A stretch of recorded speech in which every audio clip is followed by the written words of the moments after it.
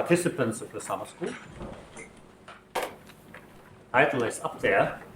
I particularly selected this one for today because I think it shows in a nice way that 15 years after Anderson discovered Anderson localization, the subject is still in a vibrant state with interesting questions to ask and new avenues to pursue.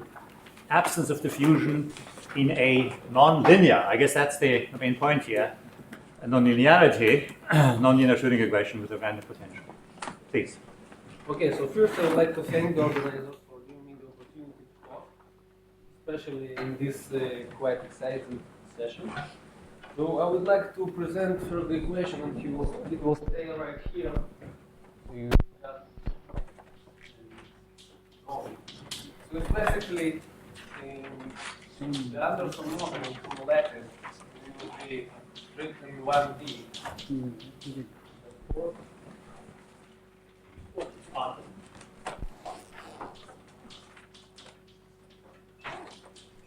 This is the Anderson model. For example, we make it simple. From -1 to 1 distributed equally. So now we want to add this equation as a linear term of this form. Okay, so this is the equation, and now I would like to make some to explain to you why it's not on.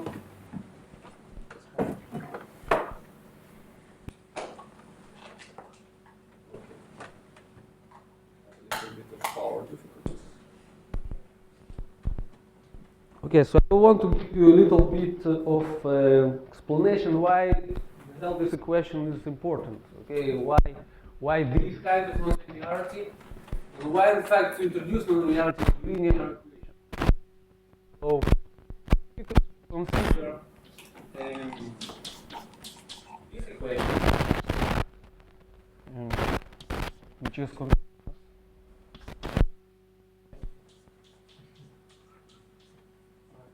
You mean Laplacian, Schrodinger square? Yes, sir. It's working.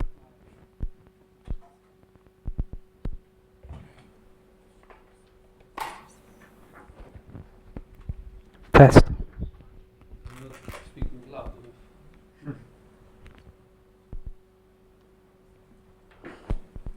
Okay, so beta is positive. Beta is positive, so this equation has no analytical solution, but this solution is very simple. So you start with some packet. You start with some packet, and which is initially localized, and then after some time it will spread just to infinity. Okay, so it's very in fact similar to this kind of trivial equation. So this is the solution. So you have some spreading solution. In this linear Anderson model, as you all know by now, you have no spreading. Everything is localized and known. So this interesting question is what happens at this together. Will the Anderson localization survive this thing, or will it be destroyed? Okay, so it's this is the nature of the question. And now I will The nonlinear Schrodinger equation, to my knowledge, has solid arms. with beta. You're in the repulsive case. Yes, but Is beta positive or negative here? beta is positive. So this That's is positive. beta is positive. But let's make it just beta. Let's make it repulsive. Nonlinear. Okay. So now it's clear. Repulsive nonlinear.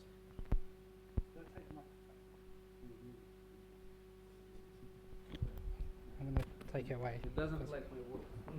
Okay, so this is the equation. Now I want to understand okay, so you see it now. So now I want to to give you a little bit of Question, Question. yeah. What is the conserved quantity here? Oh, there are two at least. The one which is conserved here is the energy and the norm. Okay, and maybe you can find if you work a little bit hard more one. By energy, you mean the eigenvalue energy? Or Energy, I mean, right, exactly what I mean. Excuse me for my physics foundation. okay. This is energy. Okay, so this is conserved and also the norm is conserved. Okay, so now I would like to give you a little bit of physics. So what are the experiments where these equations can be actually seen, okay, in nature? So one of these fields is the nonlinear optics.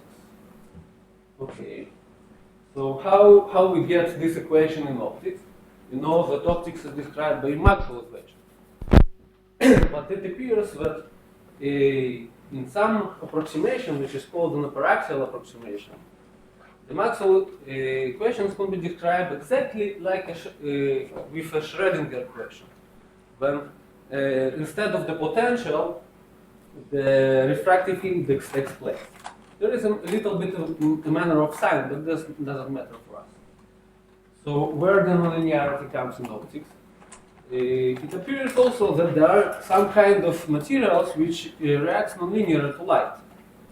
So this one special kind of them is called the Kerr media, and its refractive index changes exactly proportional to the square root of the electric field applied. So this is how this equation appears in optics. The only difference is that in optics, instead of time, we have a coordinate, which is called regularly z. Okay? These are very conservative about naming things. Is it a fiber along which it propagates? I mean, yes. You will see nice pictures in a second. So this is, instead of time, we have z, and this is the only thing which is changed. So there are very nice experiments.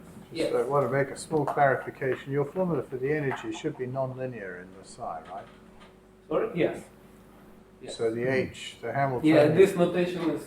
I think what you mean is that you integrate the Yes, energy density. Yeah. Maybe I should be more strict in this place. We will just have to interpret the equation and.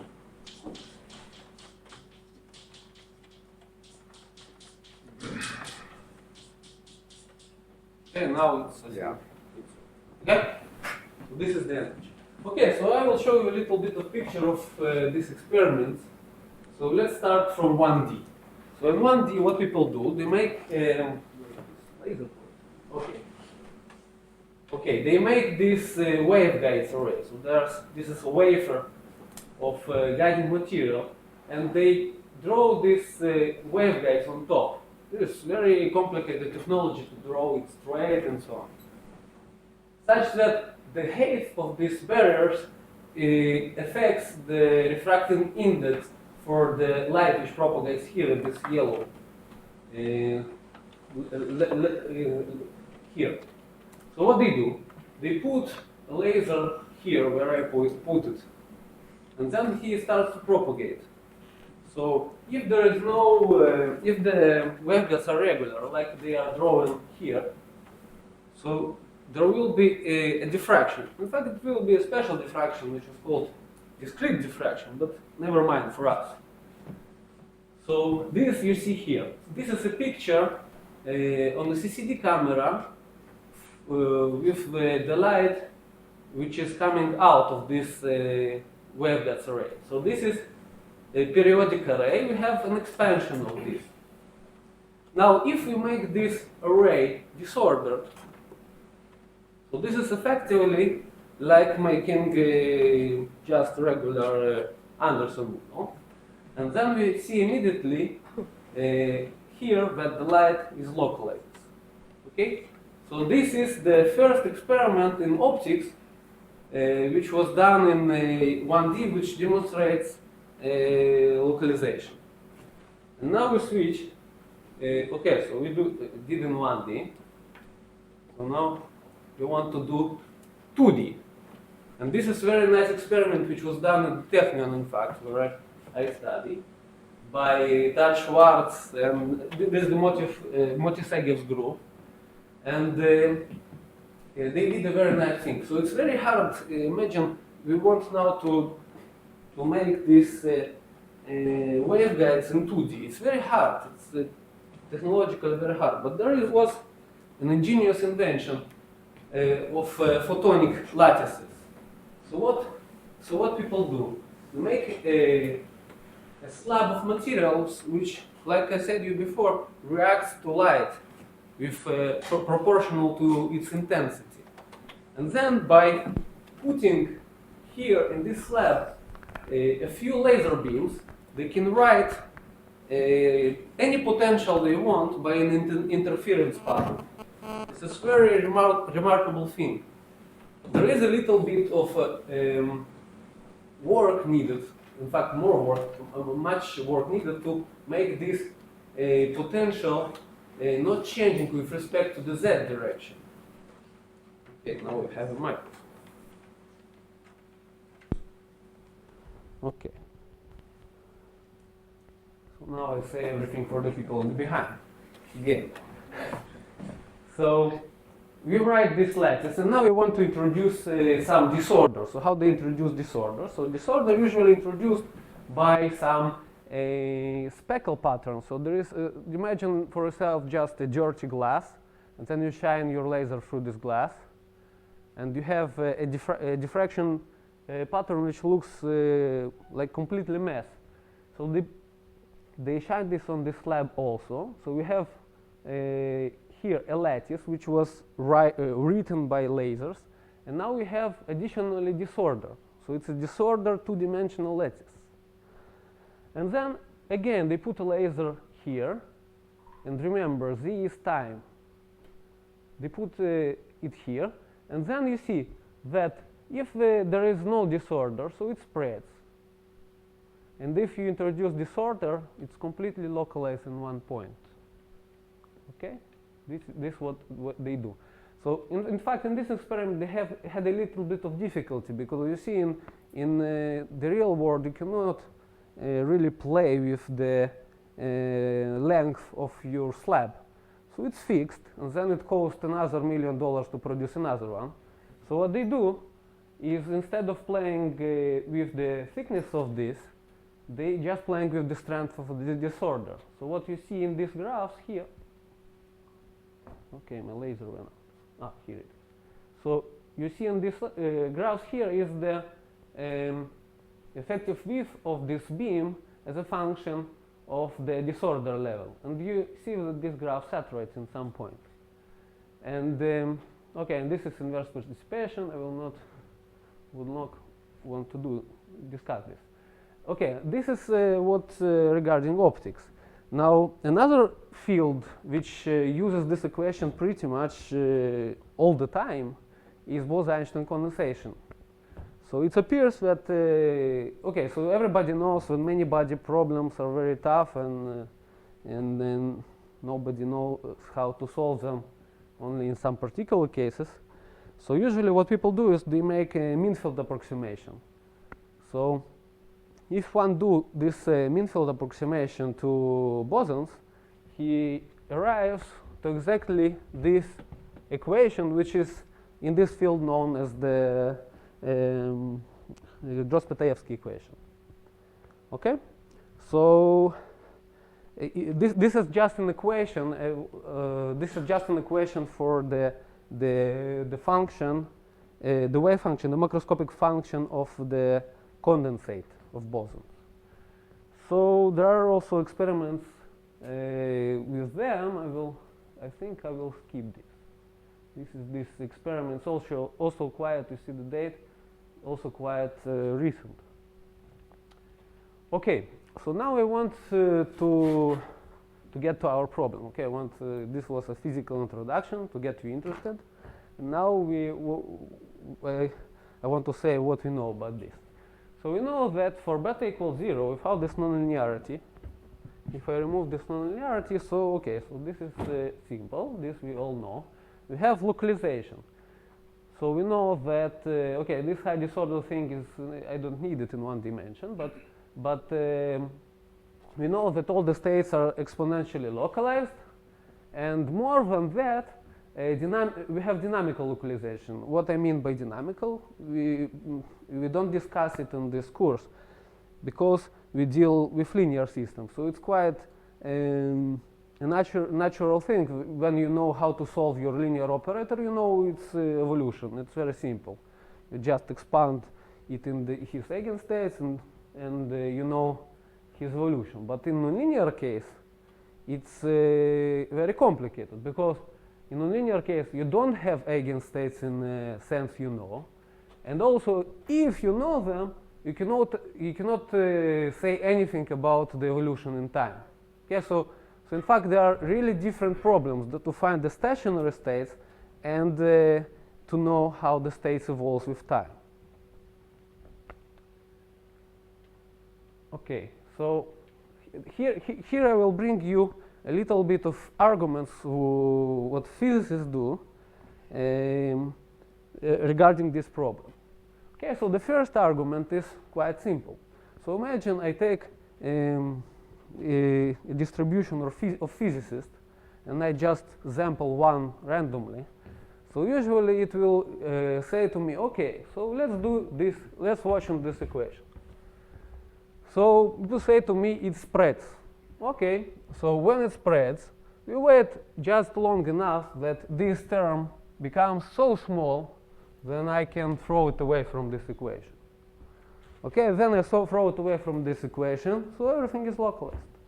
Okay, this is the basic argument of, I think, the most trivial argument of physics. And here it is. Okay?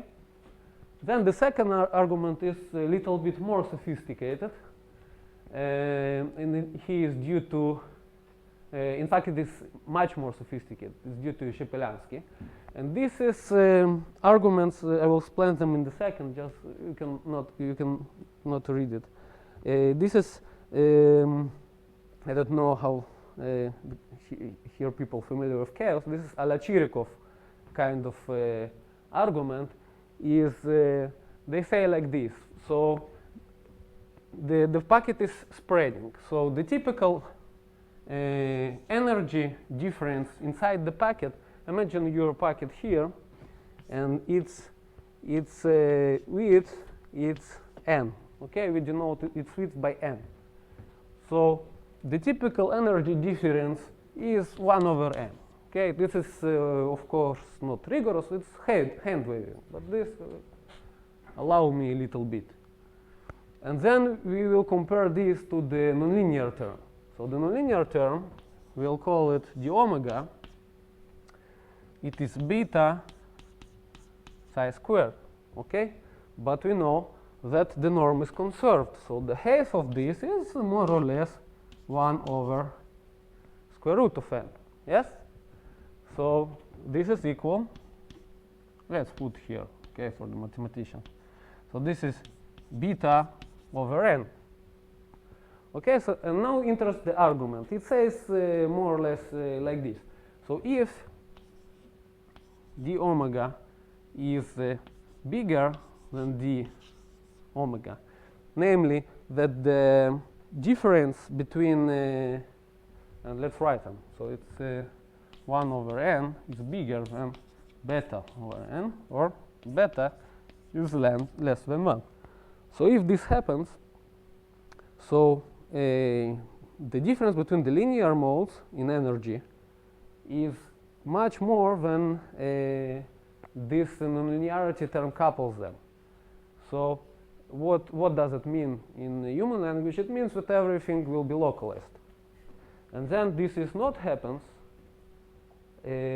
so the nonlinear shift is much bigger, then the localization will be destroyed. Okay, this is in order to more or less convince you why this should work, we have to enter Concentrated in this argument the sharp transition or crossover?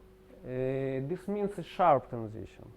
Yes. Some critical value. Yes. Yeah. Because you see this equation, this kind of. Okay, I will describe this because either the packet spreads to infinity, either it localized. So there is.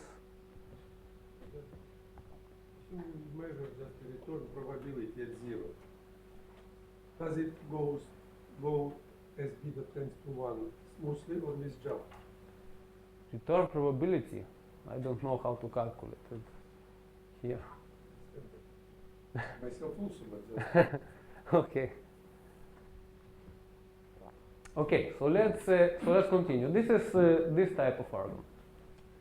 And then there is an argument which is based on numerics, which says that there will be spreading for every value of beta. And there are some rigorous works, these people you probably know, Bourget and Van Xhofer. Okay, this is one of them is a field medalist, so you should know them. So it says that if you have an Anderson model and you add to it a perturbation which is localized and quasi-periodic in time, then localization will survive this kind of perturbation. Okay, this is what they say, and this is rigorous proof. Okay, so you see more or less that these people span the solution of this problem. So why is adding a quasi-periodic perturbation, which is a linear perturbation, why does that supposedly tell you about the nonlinear side of the law? Okay, good question, very good one. Why it's it? Because if you this packet is always localized, okay? So it's localized, but the most problematic thing is to prove it is quasi-periodic. Very good question. Yeah, I forgot to say. But okay, so there is now work very recent. It's not published yet by Bourget. This we told by Misha Goldstein that they have managed to construct the quasi-periodic solutions for this kind of problem. Okay, but this is some type of solution. Even if it's quasi-periodic, it's not just any perturbation, it's a perturbation in terms of the wave function itself. Yes. Somewhat special. Yeah, it's a hand wave. You're right, but this is making you a little bit understanding of this problem. Okay, so let's little bit rush. So numerical simulation. So I do two kinds of simulation on this problem. You can just ask why not to solve this on the computer and then forget about it. Because you know in Anderson localization, if you try to solve this on the computer, it saturates almost immediately. It's very, very easy. So there are two types of simulations. One of them cares about convergence. So you solve this problem. You, of course, cannot solve on the computer with this smooth. You have to do finite steps. So you make some integration scheme and you want to see if it is converges. So so if you do this, so you can go only for short times. And for times relevant to experiment, everything looks very nice. I will show you pictures. And then there are other type of experiments, numerical simulations, which run to very, very extremely long times. In units of J, they go to something like 10 and 11. So there is no chance to have a convergence there. But there is some reasoning from chaos fields that this should be okay. So this is the two types of simulations, and they see some spreading. So let's look on this graph. So what you see here, it's the spreading of the second moment. We put it here. This is sigma is just the second moment of psi average. Okay, this is what you see. This is the usual quantity you want to measure when you are dealing with dynamical localization. There is also participation ratio, but okay. And so you see some, this is log-log graphs, and you see some sub-diffusion here. This is one simulation for a very long time. On other simulation, you see that the solution stays almost perfectly localized, and then suddenly, poof, it goes away. Okay, so we will call this time TS, the spreading time, and we put it here. So not in Hebrew.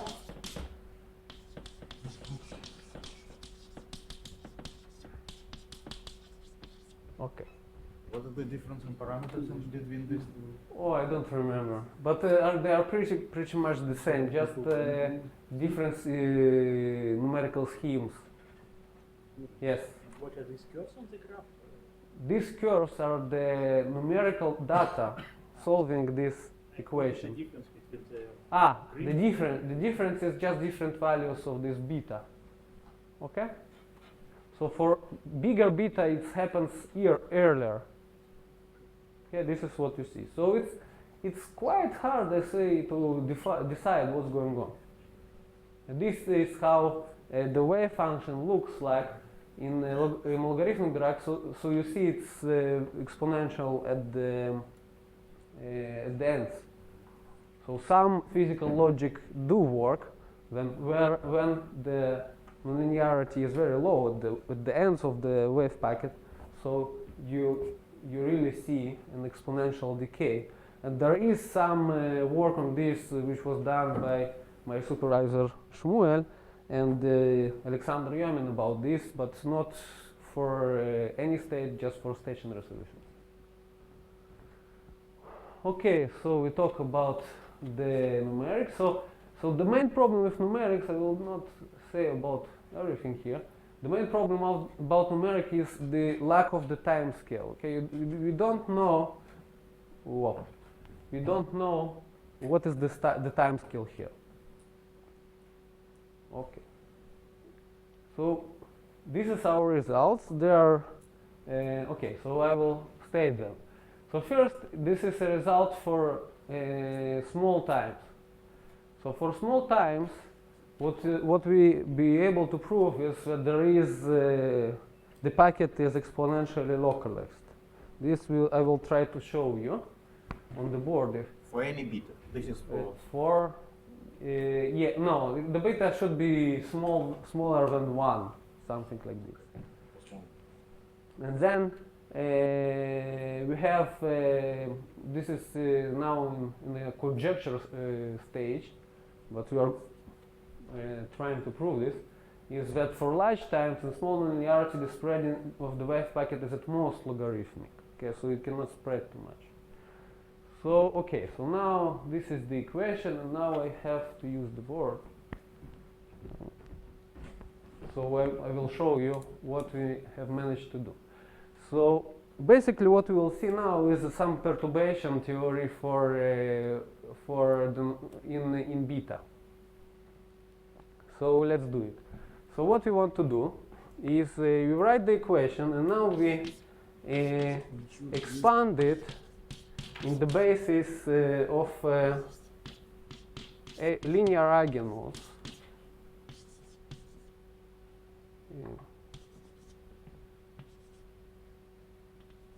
We expand psi in the basis of linear arguments. David, you cannot see from the. No. There is a problem. No, I cannot see. You cannot see. Okay, so what should I do? I have no solution here, I think. Are you going to use the screen anymore? Yes, I will use it. I'm sorry, it's quite erratic because. Larger characters. Larger letters. Larger letters, okay. Okay, this is much simpler. So, this is just an expansion in. I don't see. Yeah. It's the For lowest Dima. equation on the, Yes. you have it on the screen. Yes, you have it on the screen. Yes, it's correct. Here it is.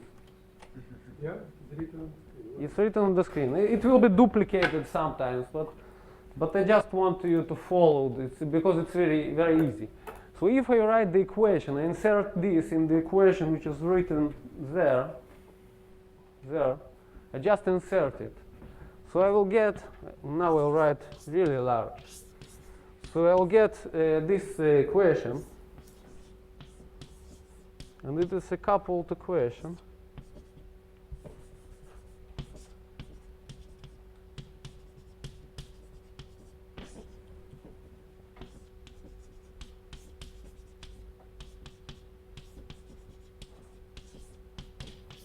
We have a little bit of phase here.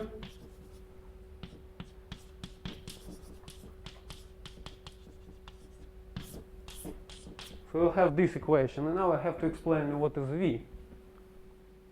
It's not explained here. Okay. So V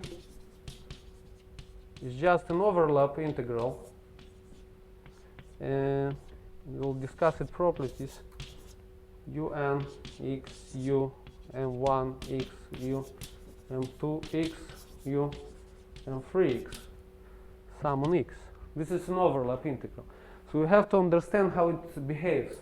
It behaves in a sense when the distance between two indices. Okay, first of all, I have to introduce a little bit notation. So what I mean when I write the eigenstates. So the eigenstates I will denote by u and x, and as you all know, it is bounded by d. I will put a little epsilon here, which will explain you a little bit later, minus gamma x minus xn. And there is another polynomial which I will not write. So why this epsilon? Because what mathematicians usually write is c of omega. It depends on the realization. But I don't want to use this. So what I do is I write some constant d, which is depends on epsilon, and epsilon is all these realizations for which this inequality does not happen. Okay, so I throw away a little bit of omegas. And now regarding the notation. So what I will do in all the 10 minutes I have left is I will make an equality so that the center of localization will be this little index n. Okay? So there is some arguments why I can do this. Maybe you know that I can enumerate the eigenstates by the localization centers. Okay, so now, after you know that this little n is the localization center, not necessarily all the sides. Roughly speaking, the density of localization center is the density of states. Yes, but yes, there will be some places where this don't work, but then I will just order them in arbitrary order. But more or less, the localization centers can be a good ordering of the states. Because of the system is homogeneous in the average. Okay. So you're just ordering them by the size of the xn? Yes. I'm ordering by the place where they sit in real space. Okay. So now this thing becomes very clear for you, I hope. Is when the states are sitting far from each other, this is very small, so exponentially small. So this sum, which runs here on all m1, m2, m3, is in fact not contains too many terms here. Okay, it's not so terrible as it looks at the beginning. Okay. So this is what I wrote on the board. And now what we do? So now we do the perturbation theory. We write Sn equal to delta n0. This will be my initial conditions plus beta Cn1 plus I will do here only the first order because it is simple and can be done on board, and plus a remainder. Okay, so So this is the difference between physicists and mathematicians. Physicists doesn't care about this, but I will care about this. Okay. So now we can easily write the expression for Cn1, and this I will do on board. So if you plug this expansion into this equation, okay, and just compare the orders of beta from both sides, you can easily obtain this equation for Cn1. And then immediately you see at least two problems with this expression. The first one is that if n is equal to 0, we have a little problem here. Why the laser is not working? So we have this problem. Okay, if n is equal to 0, when I solve this equation, I get a growing solution with time. So this is not good if I want this theory to be convergent in a sense. So what we do? So these terms are quite common in physics, and I think they are common also in mathematics in some sense, and they are called the secular terms. So usually when you encounter these terms, this means to you that your ansatz was quite bad. So we now have to change the ansatz. So we put a little bit prime here, and we call this En prime by En0, which was the energies before, plus a little bit correction En1, and plus some more terms, but we care only about this. Okay, this is what I do. And then when I do this, okay, this we have also another problem that we will discuss later. If I do this, and I plug this into my equation here, what will I get? So let's a little bit change it. We'll get here En0 minus En prime Cn I ddt Cn. This is what I will get. Okay, believe me. And then I have a freedom, because this is En prime is not something which I can play with it. I can choose whatever I want. So I can take this term to be equal to exactly the term which make me problems. So this was the terms with n equals 0. So then I select E01 equal to V000, it will eliminate this term. This is a quite standard technique. But then I have another problem, which is also maybe standard, because when you do this perturbation theory in nonlinear terms, it usually appears. You have small denominator problem. So what is this? Remember that En and E0 are random variables. So no one said to me that when I make n different from 0, this quantity cannot be arbitrarily small.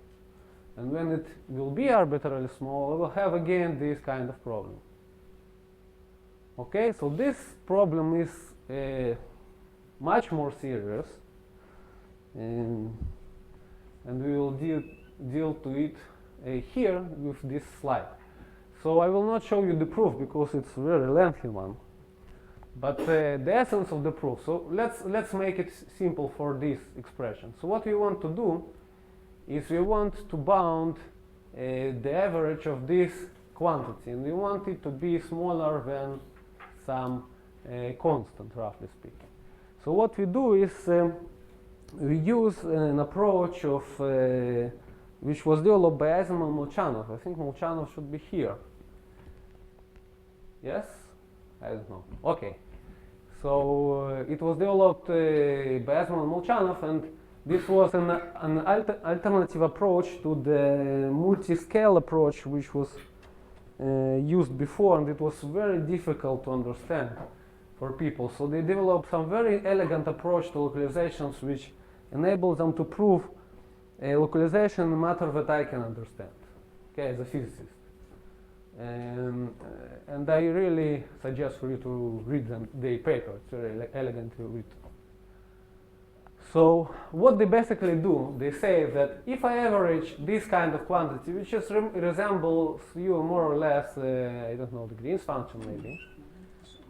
If I average it without this little s, it will diverge.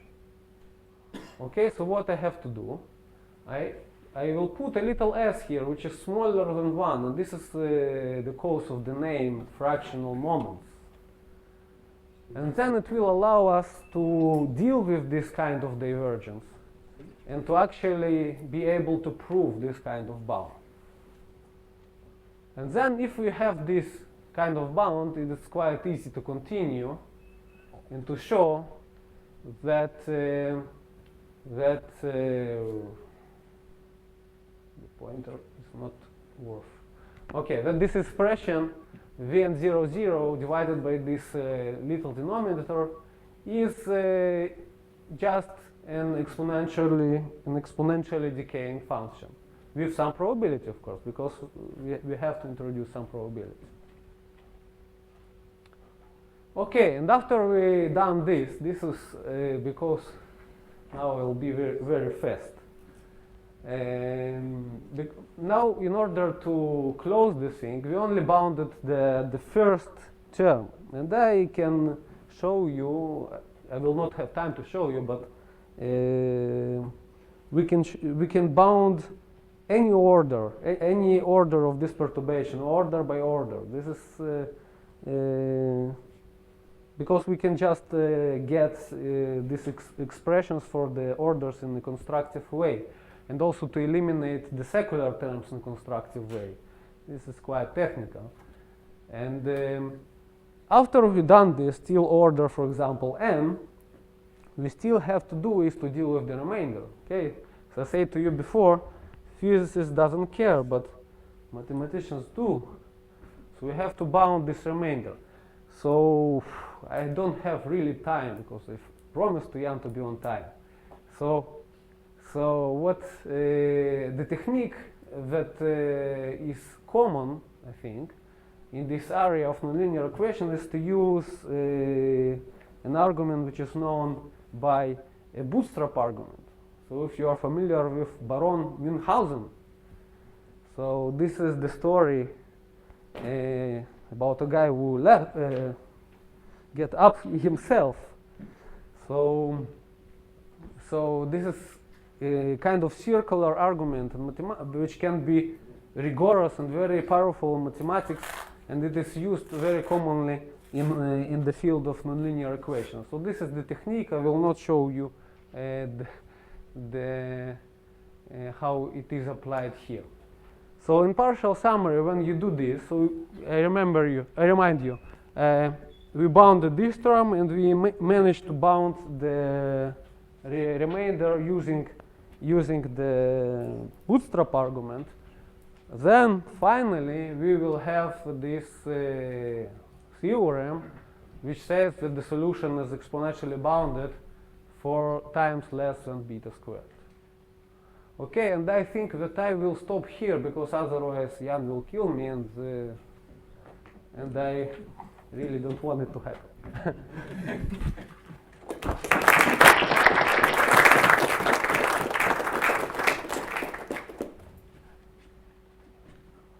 We don't kill anybody here, but we ask questions. Yeah. This is the right reserve for ourselves. It's like a duel. So one place in physics where small denominators are very important and where there's a very highly developed technology for handling them is in the proof of the KAM theorem. Yes. Are you using some import? No. It's completely different.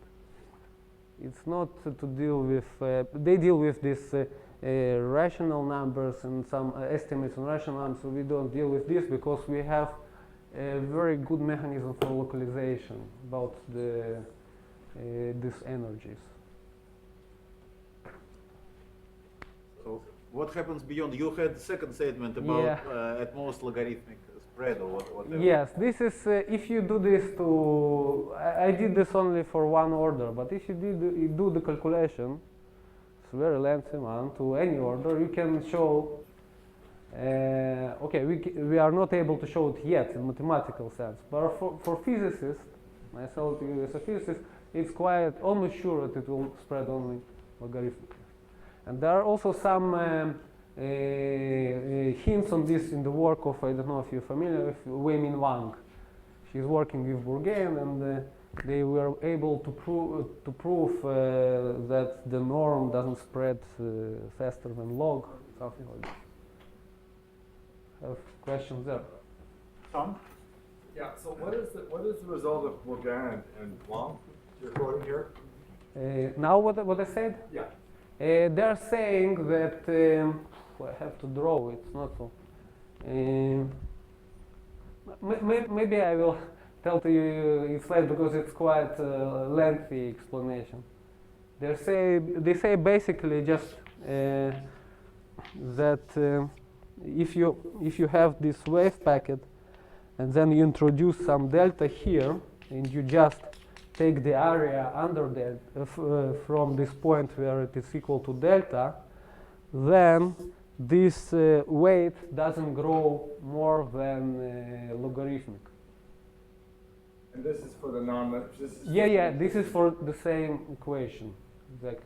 In fact, much more general. It is much more general nonlinearity. Like that? Yeah. You were showing numerical results before by Shepard-Yansky. Yeah. And then the curves were sort of flat, and then eventually you were saying there's. Well, this is due to Flach. This is due to Flach. Okay, to just. Yeah, some other guy. But does this T naught? I mean, can you show that in the numerics? Is it there anywhere?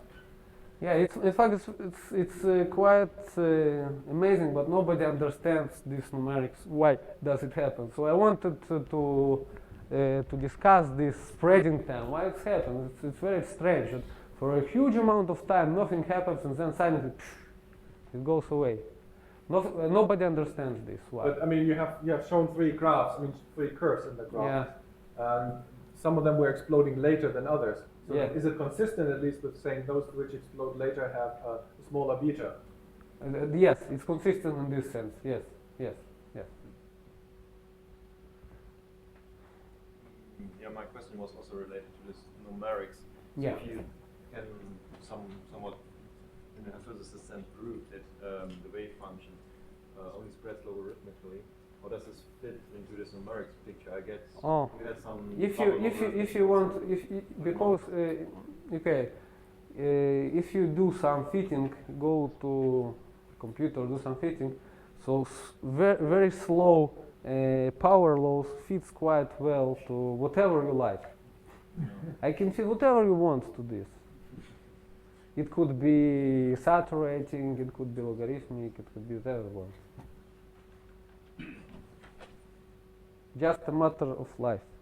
So what, may I ask them, what numerical experiments will confirm? Oh, it's a hard question. We don't know the answer. We had a conference on this, on this equation in Haifa, and nobody knows what numerics will confirm this. It's very hard. Or indeed disprove. I mean, but what? You see, if you will know what is the time scale in this equation, and nobody knows now, then you can play with the parameters in such a manner that you can prove this. But meanwhile, nobody was able to find this time scale. So this is the cause why we, me and Shmuel, switched to mathematics. In fact, because it seems that only rigor can help in this kind of problem.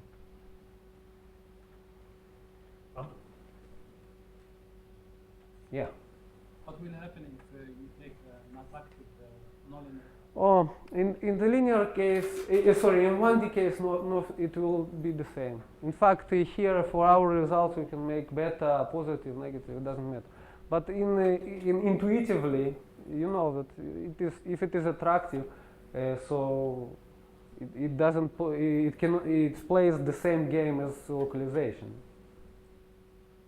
Okay, at least in continuity. On the lattice, it's a little bit subtle, but on continuity, it's the same game, so it's not The very. spread should be slower if any. Sorry? The attractive case, the spread of the Yes. This in fact what they show in this work in the experiments I showed to you. They show that it is slower. Yeah.